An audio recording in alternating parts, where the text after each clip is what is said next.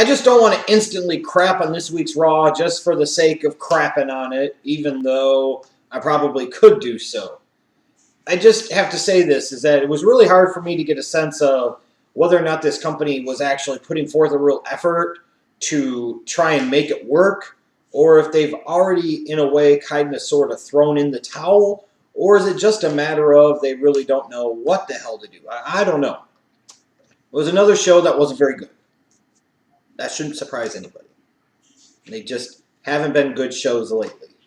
And, you know, when you want to talk about lackluster build-ups to a WrestleMania, considering what's on the line for this particular year's WrestleMania, or maybe, frankly, what fucking isn't, who knows. This has to be one of the worst build-ups that I have ever seen. Piss-poor character development, piss-poor storytelling, a lack of featured performers being involved in the show on a week-in, week-out basis. There's just not a lot to care about, frankly, if we're being so perfectly honest.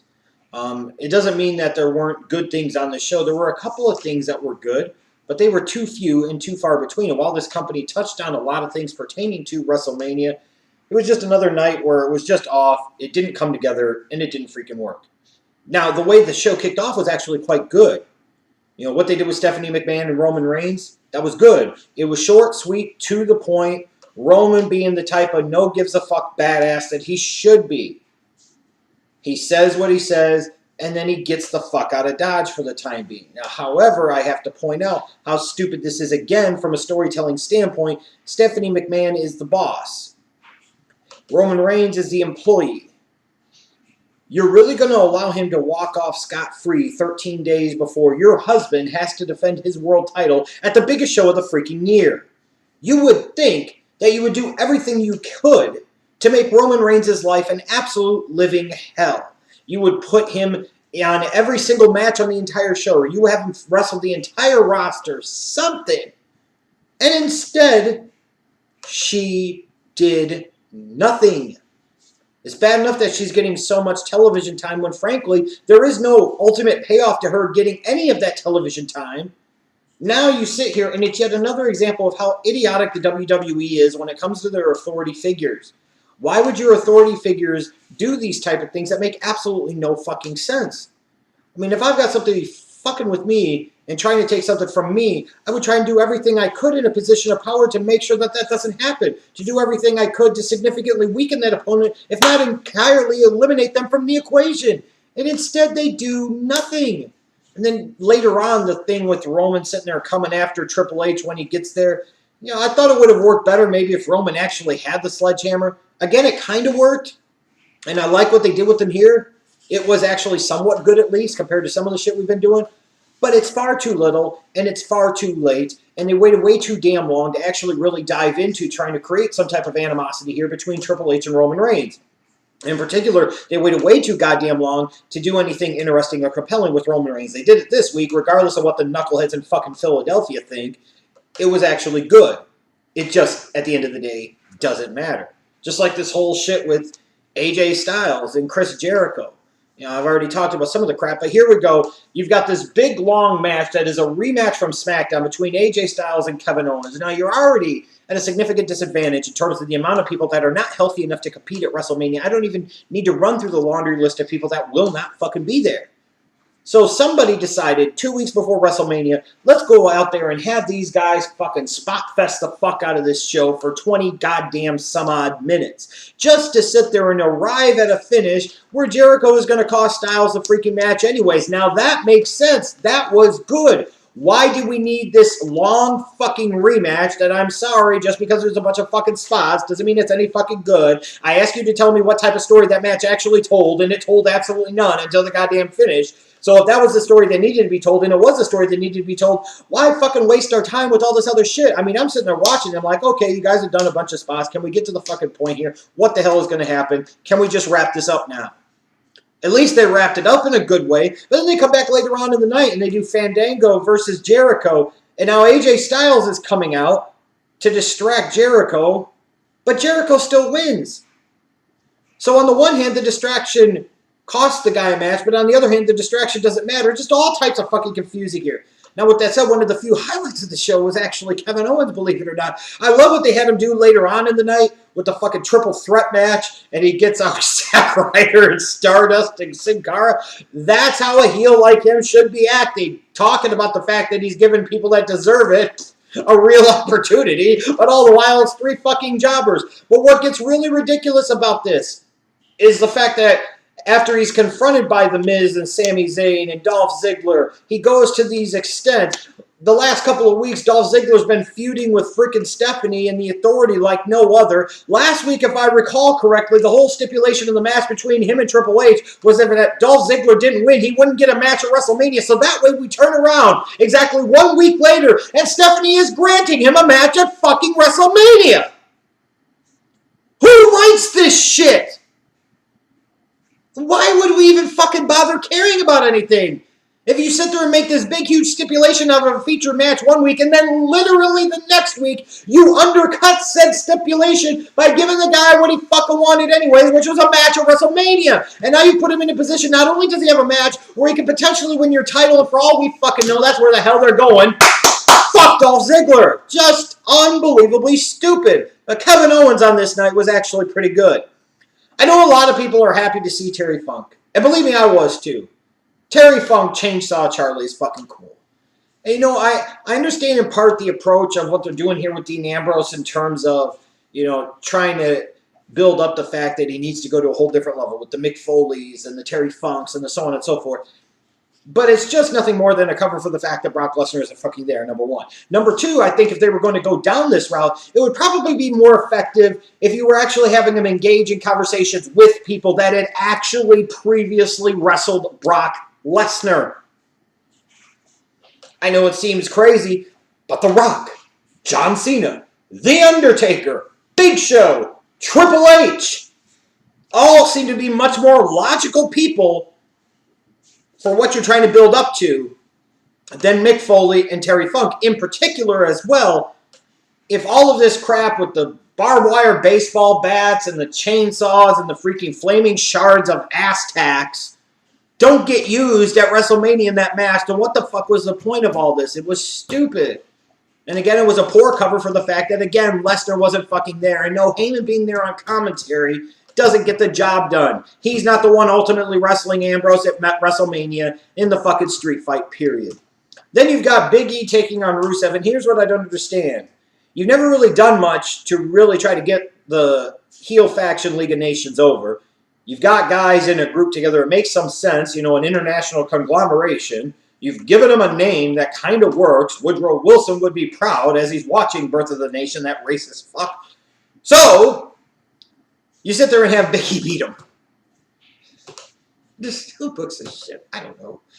You know, they had this thing with Big Show. Apparently now we're supposed to like him again. Now he's pandering to the fucking Philly crowd, and this all sets up Social Outcast, which all sets up a Kane returning. Now you got Big Show hugging Kane, and Kane choke slamming people. You know, they threw Kane at it this week. And, you know, it's kind of like, at least he's not in a big-time featured role. He kind of serves a purpose, but, is that the best that we got? Then you got Charlotte versus Natalya, and, of course, the only way that they really know, it seems like, on Raw, primarily to build up a Divas feud, is to have somebody wrestle a match and then have the opponent or other opponents at the big show sitting there on commentary. And instead of those two being focused on Charlotte, maybe trying to fuck with Charlotte, interfere with the match, maybe cost her the match, they're too busy clucking at each other like a couple of hens, so that way Charlotte can win, and it's just, They're too busy clucking at each other, and I get what you're trying to do. You're trying to build heat and animosity between those two, but that's fine. But you still have to tie it into the fact that Charlotte is the Divas champion, and that's who they should be really going after. It is whatever. It is whatever. They got the Bubba Dudley frickin' battling R-Truth, so that way Goldust can come out and try and make the save, so that way the Usos come out. And, you know, it's just my thing is, you're going to have this 7-man ladder match for the IC title again this year at WrestleMania. You've got the Dudleys, you've got the Usos, you got the fucking New Day. The Dudleys have turned heel. You're transitioning to the New Day face. The Usos are clearly face. I don't know. TLC tag title match at Mania seems to work better for me. And furthermore, when we're talking about the whole thing with the freaking IC title and that schmaz, There are so many different directions you could have gone with this. They didn't have Ryback or Kalisto on this show. If any title match deserved to have a schmaz, like 6, 7 people fighting for it, it was a U.S. title this year. Kevin Owens has at least done enough to at least get some type of feature match at WrestleMania. While I would vomit at it and fart at it, there is something there for a Sami Zayn and a Kevin Owens at WrestleMania. Now, maybe you don't want to go there. Well, then go with fuck Dolph Ziggler. Throw him in there so that way Owens can beat the piss out of him. I don't know. Do a triple threat and throw The Miz in there. I don't know. I don't care. But you didn't need to sit there and make a 7-man freaking match just so that way Ryback and Kalisto go one-on-one for the U.S. title. That's the belt that deserved the schmoz. The IC title deserved either a one-on-one or no more than a triple threat match. Instead, of course, it's the U.S. title where we're going one-on-one, and it's the IC title that is a fucking schmoz because this company is stupid. And speaking of stupid, we get to the whole Vince's announcement. You're building up to this the entire night. And I'm personally thinking, hey, this is where Vince announces that he's going to be the guest referee inside of Hell in a Cell. And I ultimately think that's the decision we'll get next week because that's the only way this really ties together, really makes any type of sense whatsoever. The funny thing is about this is we now got the most sensible thing about this entire story between Vince and Shane and Taker and Vince and Taker. Now we've got a reason for Taker to fight this match at WrestleMania. We've got a reason for Taker to care. We've got a reason for Taker to win. If he doesn't win, it's his last Mania match. But instead of saving this for the end, instead of opening the show with this, instead of having one or both of Shane and Taker actually show up on the show, instead of emphasizing just how big of a deal this was and just how huge this was, Vince makes the announcement, fucking basically leaves the ring, so that way we can get wash your ass, Ambrose, coming out for the goddamn main event. Like, what the fuck? This is like big time, potentially earth-shattering news. And we don't even follow up on it. We dive right into a main event match between Dean Ambrose and fucking Braun Strowman. I mean, that is a significant stipulation. That is a significant announcement. The most sensible storytelling element there has been for this entire Shane Taker Hell in a Cell match at WrestleMania 32. And we just basically casually throw it fucking out there and then we move the fuck on. It would only figure that this company would have Taker lose at WrestleMania and have this be his last WrestleMania because this story has been so fucking stupid. What an appropriate way for this company to send off one of the true greats of all fucking time. What a slap in the fucking face. I can't blame him if he doesn't want to be involved with this shit anymore. And speaking of shit, oh my god. Dean Ambrose, Braun Strowman main event. My roided up younger version of Uncle Udo is sitting there main eventing Raw. You know this ain't going to go well. The crowd is chanting, this is boring, this is boring. And I'm sorry. You can sit there and direct it at Braun all the fuck you want to blame him all the fuck you want, but it takes two to tango. And if Dean Ambrose was that goddamn good, and if Dean Ambrose was that truly fucking special, the crowd wouldn't be chanting, this is boring, during his fucking matches. Just, if anything else, out of respect to him. This was bad. I mean, who the fuck thinks that this is the type of main event that you want to see for Raw when you're less than 2 weeks out from WrestleMania? This was terrible. And this whole thing about Dean being unanimously over, he was unanimously over. They're not going to chant, this is boring during one of his fucking matches, no matter who the fuck he's facing. Think about a Philly crowd doing that to a Stone Cold Steve Austin or The Rock when they're at the top. Or fucking CM Punk or Daniel Bryan. Or even a Seth Rollins. They're chanting, this is boring during Dean Ambrose main eventing the fucking show. Oh, but he's unanimously over. Ah, fuck you. He ain't either. Unbelievable. But what a ridiculously dumb dick position to put a guy, one of the future standard bearers of your company, one of the guys that is going to have to help carry WrestleMania for you, because the writing sure is shit, the storytelling sure is shit. You need Ambrose to come out smelling like $1 million here. And putting him in these type of dumb dick situations most certainly isn't helping. I mean, it's like, on the one hand, this company touched on almost everything that pertained to WrestleMania, except for Ryback and Kalisto. But the problem is is you're utilizing Vince and Stephanie so much, and at the end of the day, there is a limited payoff to the utilization of these two in such an increasing fashion on the road to WrestleMania. Vince isn't wrestling at Mania.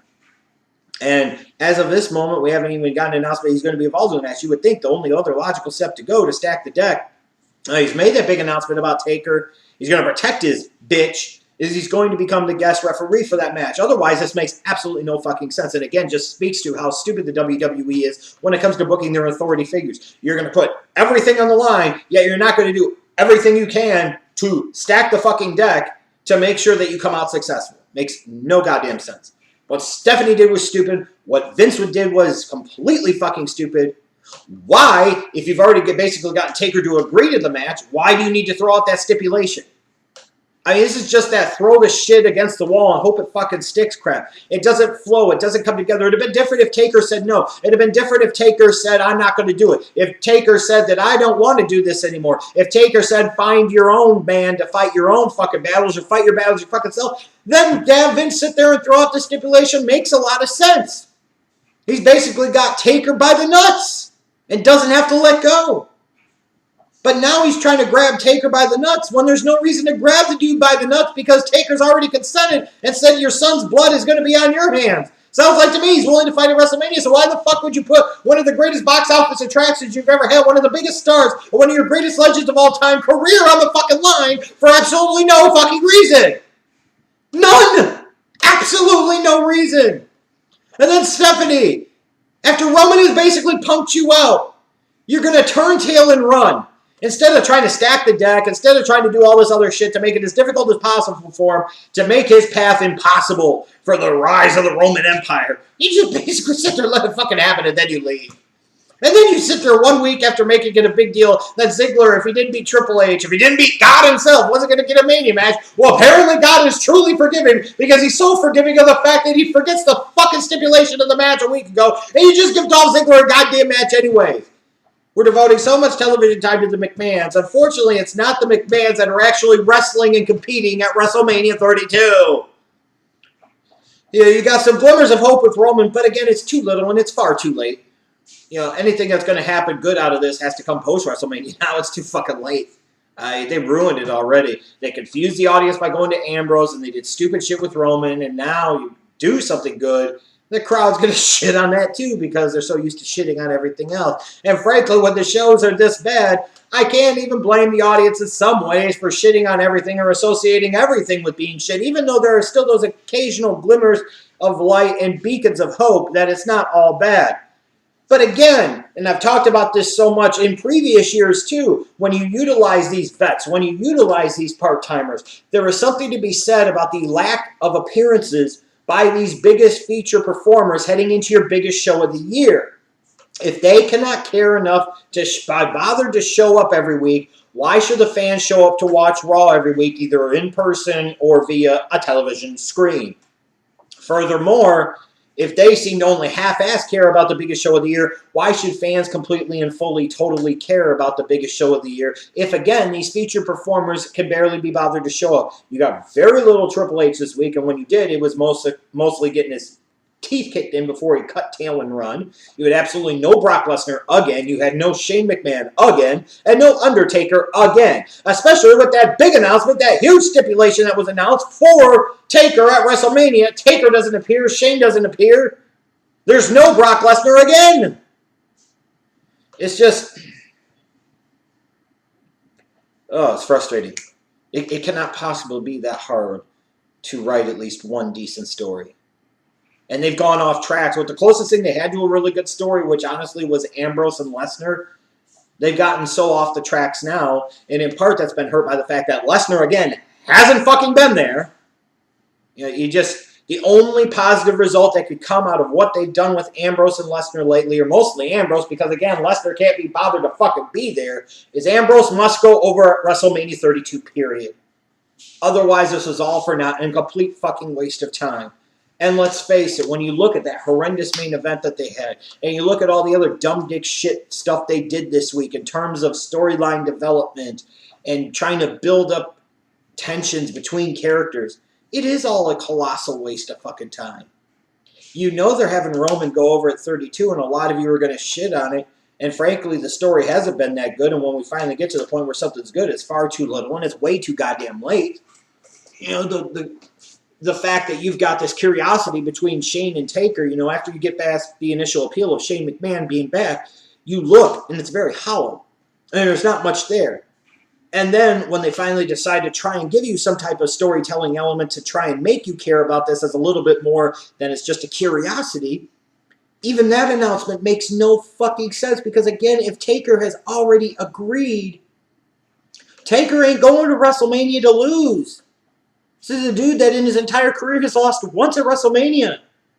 If I'm going to put my chips on anybody, from Vince McMahon's standpoint, it was smart. In terms of WrestleMania, there's nobody I'd want in my corner more than The Undertaker. But Undertaker has already agreed, basically, to be your mercenary, be your hired gun, be your no-fucks-given bitch.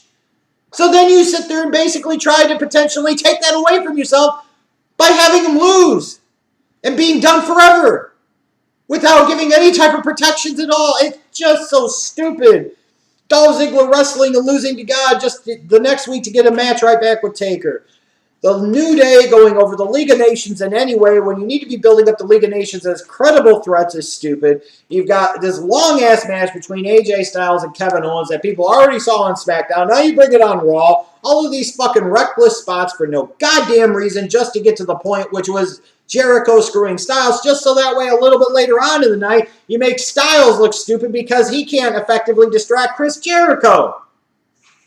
Hey, who writes this shit? And who thinks when they're sitting there at their script readings, sits there and says, oh, that's a good one. Oh, y'all get yourself there, Kevin. Oh, Vince's. I think this is just splendid. If anything, it should just be called McMahon Mania, because you guys are really the tops. Where's my carrot? I mean, holy fucking Christ. They got one more Raw.